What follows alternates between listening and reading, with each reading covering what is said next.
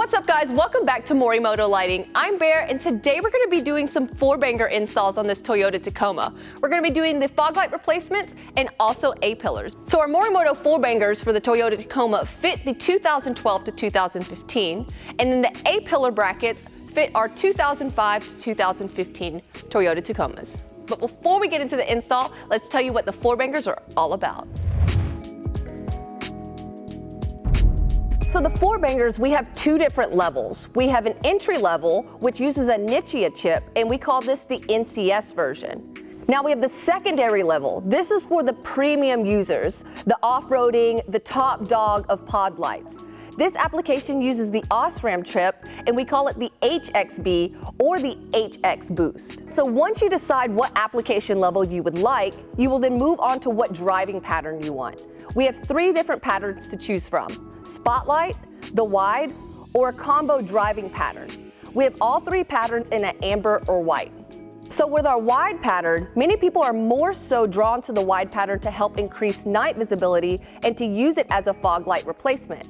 No matter if you choose the NCS or the HX Boost pod light, you will experience the same driving beam pattern. Now with our combo beam pattern, it is a super cool spot beam with a little bit more fill. It still stacks up to the competition very well, but remember, most people will choose the white beam pattern over something like this. Now onto the spot beam pattern. Still an incredible bright beam pattern that is tight. It looks like a square that is done on purpose because we at Morimoto know a thing or two about beam patterns. All three patterns come in either a white or amber color. But one thing to note is your light output would be a little bit less with the yellow lenses. On the higher end, the HXB uses the OSRAM chip, but it doesn't come in yellow. The white light has to pass through the yellow lens and losing about 30% of its brightness. Still an incredible option. Something neat about the entry level, those Nichia chips do come in a yellow option. Having a yellow light pass through a yellow lens, it doesn't lose as much, so the light output is closely matched to that of the white counterpart. The overall footprint of the 4Banger is approximately 30% smaller than alternatives that offer comparable performance. This allows for an unbeatable 3 OEM Plus like fitment when paired with Morimoto's fog light or A-Pillar mounting kits. With a standard -3-degree aim, the beam pattern produced by the NCS wide beam model is designed to be compliant with the latest SAE F3 regulations for use as a street legal fog light. Now the HXB wide beam has a very similar beam pattern, but too much intensity to be considered a street legal fog light. And lastly, the Morimoto 4Bangers are backed up with a limited lifetime warranty. So enough talking about the product, let's get straight into the install. So first things first, all we have to do is add this adjustment bracket to the 4Banger. You'll be removing the two bottom screws. Once those are removed, then you'll be replacing them with the longer screws that are in the kit. Now when placing your adjustment bracket on there, it only can go one way. You will see there is some grooves on the very front side of it, and it will line up with your 4Banger perfectly. And be careful not to over tighten these screws as well. Now that you have that assembled, all you have to do is put your 4Banger into your bracket. Best way, it dives in just slightly, and you'll hear that slight click, and you know it's in there. Next, you'll be taking the two screws that are available in the kit, and you'll be placing them in the side holes right here. Next, we're going to go ahead and install the adjustment screw. This will allow you to adjust your 4Bangers vertically once it's installed. Now, all that you have left is to go ahead and use the accessory harness that came in your kit and plug it up to your 4Banger. This harness will allow your 4Banger to be a full plug and play for your fog lights. Okay, now that we're down here by the fog light, we're going to go ahead and get the OEM one out and removed. First things first, you're going to be removing a 10 mil and also one here. This does have an aftermarket bumper, so it doesn't have one, but just keep in mind if you do have an OEM bumper. Next, you'll be removing this plastic push pin right here. You can use a wedge tool to get it up and out. And once you have that out, you can just tuck this black plastic piece up and out of the way, giving you clearance to your OEM fog light. Now that you have your OEM fog light visible, you're going to go ahead and start by disconnecting the OEM harness, and then take out the two side screws on the very side of it. Once those are removed, you now then can just wedge the OEM fog light up and out. When installing your 4Banger, there is an indication on if it is a left or right bracket. All you have to do is look on the very side and see if it is a L or R, and then you can continue with your install.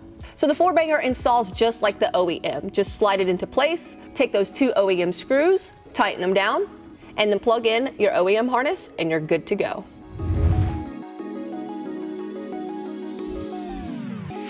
All right, now that we have the fog light replacements installed, we're gonna go ahead and move up to the A-pillars for the 4Bangers. We're gonna go ahead and start with the harness. First things first, we're gonna go ahead and mount the relay. Make sure you mount this vertically so there's no water intrusion later on once you got everything installed.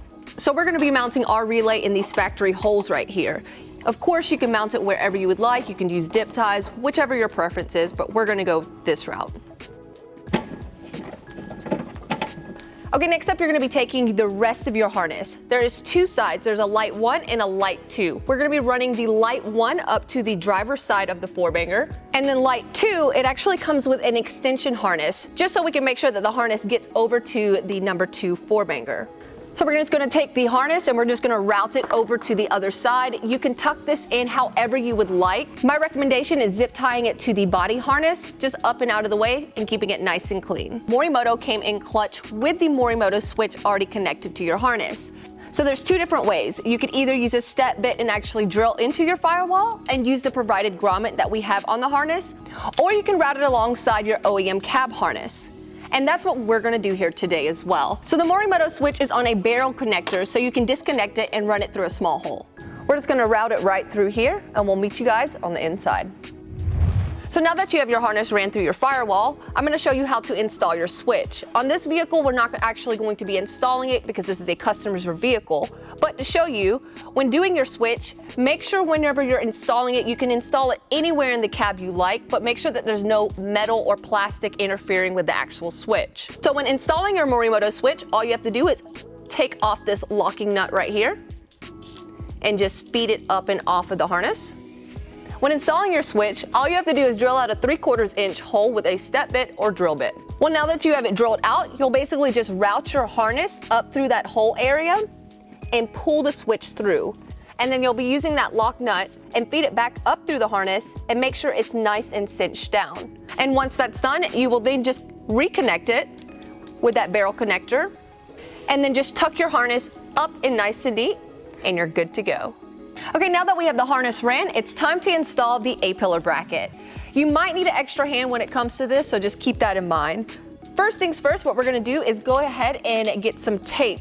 This allows you to line it up to make sure whenever you reinstall the bolts that your hood is lined up properly, and that way you don't get that weird gappage on the side. So we're just gonna take the tape and put it on the side just like so.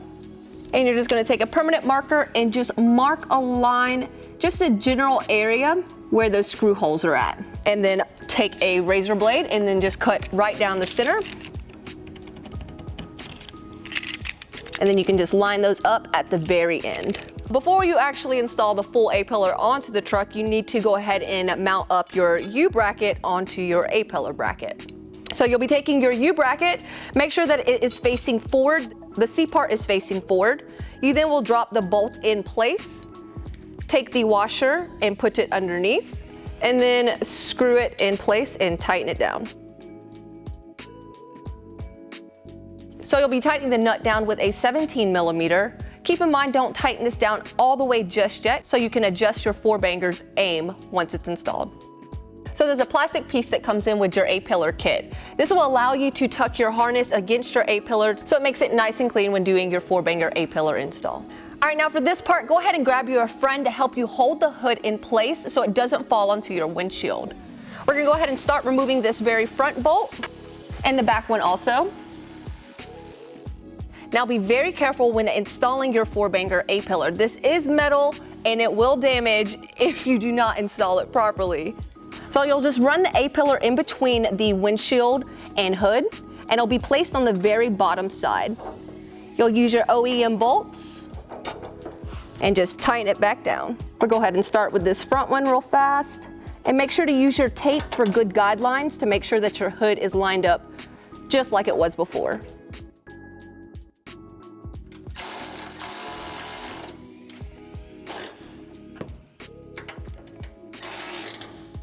Now when installing your 4Bangers into your A-pillar bracket, you'll be using the 2 screws that are provided in with your kit. So all you have to do is place your 4-banger in place, just like so, and then screw those on the very side. So this will help you adjust your 4-banger's vertical aim.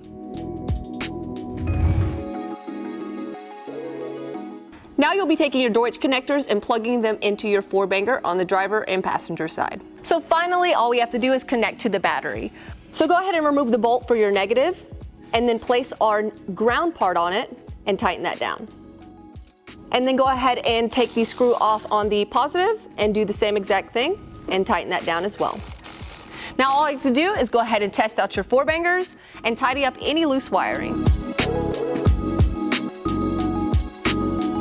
Alright guys, well that is a wrap for the Morimoto 4-bangers for your Toyota Tacoma. If you want to find out what other products we have for your vehicle, just go over to our website and put in your year, make, and model, and we'll see you guys over there.